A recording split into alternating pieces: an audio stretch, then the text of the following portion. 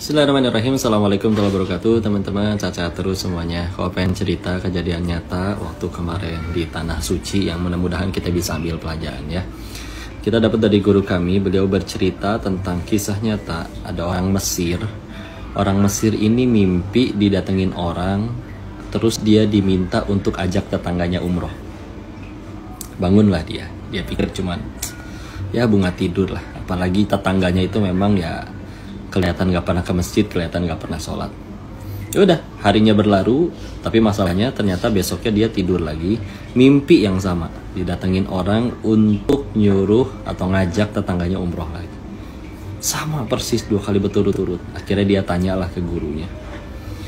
Gurunya ngasih jawaban kayak gini, coba nanti, kalau nanti malam mimpi lagi, kalau sampai 3 kali, maka bismillah, datengin, ajak orang itu umroh, ajak tetangga kamu umroh. Malam ketiga beneran mimpi lagi, persis sama, diminta untuk ngajak tetangganya umroh. Oke udah, bismillah, berangkatlah si orang yang mimpi tadi ke tetangganya. Tanya, assalamualaikum warahmatullahi wabarakatuh. Waalaikumsalam warahmatullahi wabarakatuh. Izin masuk, pengen ngobrol, diizinin. Langsung to the point, bapak izin. Kalau bahasa kitanya ya, bapak izin, saya pengen ajak bapak pergi umroh. Kaget, ha? Tunggu dulu, jangankan umroh, saya sholat aja nggak tahu caranya. Nanti saya ajarin. Saya bahkan wudhu juga nggak tahu caranya. Iya, nanti saya yang ajarin. Dan izin tolong untuk ikut, karena saya sudah memutuskan, saya yang berangkat ikut nemenin sendiri, saya bimbing langsung, dan juga saya yang biayain semuanya. Tinggal iya ikut berangkat. Maka Masya Allah, akhirnya apa yang terjadi? Ya memang orangnya semenjak hari itu juga memang prepare jadinya. Jadi mulai belajar sholat, belajar wudhu, dan tibalah hari H. Akhirnya berangkatlah umroh tetangganya itu, Masya Allah. Terus akhirnya begitu nyampe, Allah sentuh hatinya ya. Dan akhirnya dia nggak mau ke hotel, pengen langsung mulai untuk ibadah ke Masjidil Haram. Terus ya sudah silakan, nggak mau istirahat dulu, serius. Nggak, saya sudah membiarkan waktu hidup saya bertahun-tahun habis begitu saja, saya pengen langsung ibadah. Udah gitu udah, yang lain ke hotel dulu, naruh barang apa mandi segala macam, dia langsung Masjidil Haram. Lalu setelah selesai pulang. Besoknya izin lagi, pengen berangkat ke Masjidil Haram duluan. Tapi kali ini kau lebih lama, dihubungin juga nggak bisa. Ketika dicari-cari, qadarullah ternyata orang itu ditemukan sedang sujud dalam keadaan sudah wafat, meninggal dalam keadaan sujud di Masjidil Haram.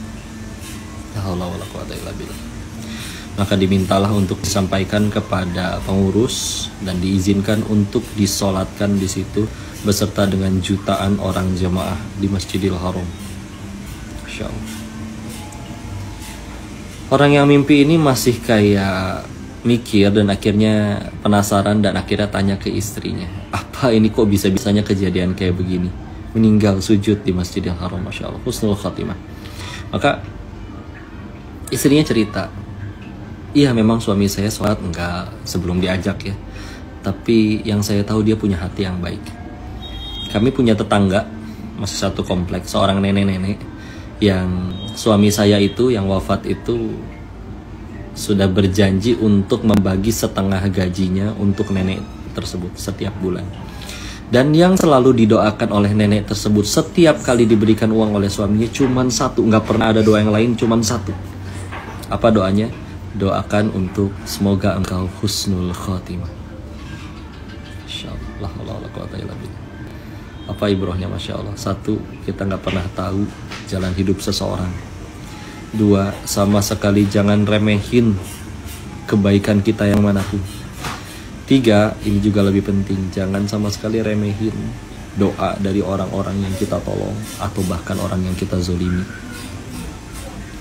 Dan demi Allah, kita tahu ya hadis tentang doa untuk minta husnul khatimah itu, kalau kita minta doa husnul khatimah, ya Allah wafatkan hamba dalam keadaan husnul khatimah, di riwayat hadisnya disebutkan bahwa setan akan berkata, ini manusia cerdas, pintar ini. Karena kalau sudah husnul khatimah ya sudah tuh, bismillah, surga sudah di tangan insya Allah. Maka insya Allah teman-teman, yulah, nggak ada yang pernah tahu kita hidup seperti apa. Bisa jadi ada yang sudah pergi ke sana tapi hatinya belum terketuk. Tapi kalau Allah sudah mau, Masya Allah, berakhir dengan akhir yang baik, husnul khatimah. Maka semoga semua yang lihat video ini, nonton video ini, di-share, disebarin. Semoga semakin termotivasi berbuat baik. Karena bisa jadi nikmat dan nyamannya hidup kita itu adalah doa dari orang-orang yang kita tolong. Dan yang paling penting semoga Allah wafatkan kita dalam keadaan husnul khatimah. Mudah-mudahan kisah ini bermanfaat. Barakallahu fikum. Silakan di-share jika dirasa bermanfaat. Mohon doakan dan nasihati kokoh ya. Assalamualaikum warahmatullahi wabarakatuh. Barakallahu fikum.